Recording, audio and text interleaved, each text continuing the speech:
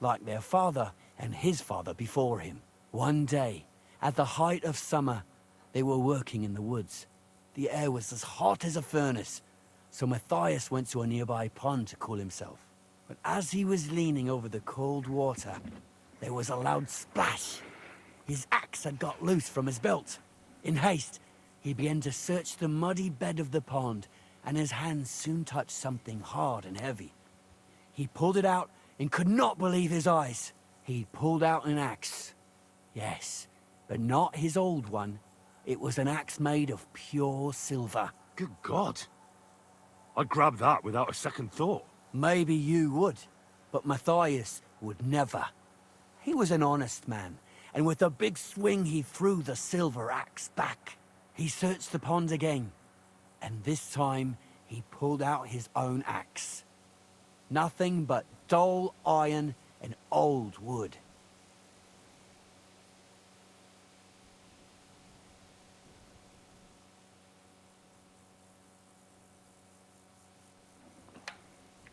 Wait, Matthias threw the silver axe back?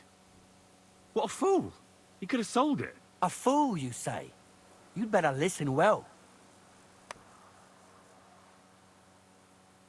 Matthias was just about to leave when suddenly a water goblin came out of the pond, silver axe in his hands, and he said, "You're a righteous man, Matthias, and for your honesty, you may keep both axes." Matthias, not hanging around for the goblin to change his mind, took up both axes, gave us thanks, and ran to tell Kuba all about it. Kuba, however, was not best pleased with his little brother's fortune. He deeply envied Matthias for his newfound wealth. So, he set out to try the same thing. He ran as fast as his legs could carry him straight to the pond, threw his own axe in, and began a pretend search for it. Yet Kuba had no luck. He pulled out the axe he'd thrown in himself. So he tried again. Tricked by sunlight, he grabbed something shiny, only to pull out his old iron axe again. Enraged, he hurled his axe back into the water and yelled, "Fuck this axe! I want a silver one!" But the water goblin heard his shameful cry and was greatly upset by Kuba's greed. So, when Kuba reached down into the water for a third time, the water goblin seized his hand, pulled him down whole to the dark depths, and drowned him. Oh, that's so cruel. I feel sorry for Kuba. Aye, and so did Matthias. He went to the water goblin and begged for his brother's body so he could take him home and bury him.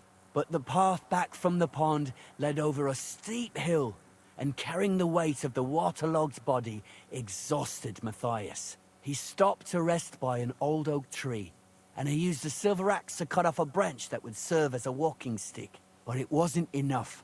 Somehow, it was still getting harder to continue up the hill.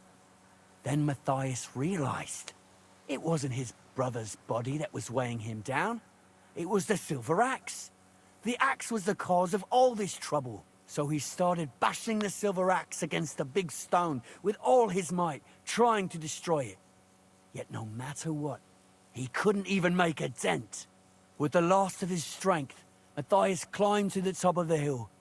He knew he could go no further, so he found a pretty spot with a view over the valley and dug his brother a grave. There, he buried both his brother and the silver axe that had brought such pain upon them. His final act was to stick the oak branch in the ground by the grave.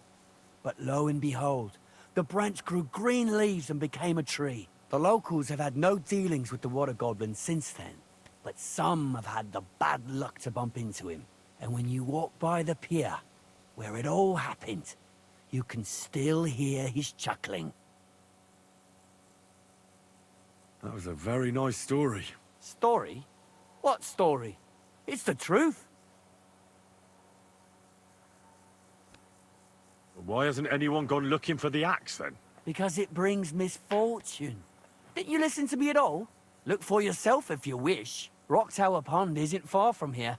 The Water Goblin's pier is somewhere among the reeds. But leave me out of it. I'm fine here with my drink. It was good to see you, Henry.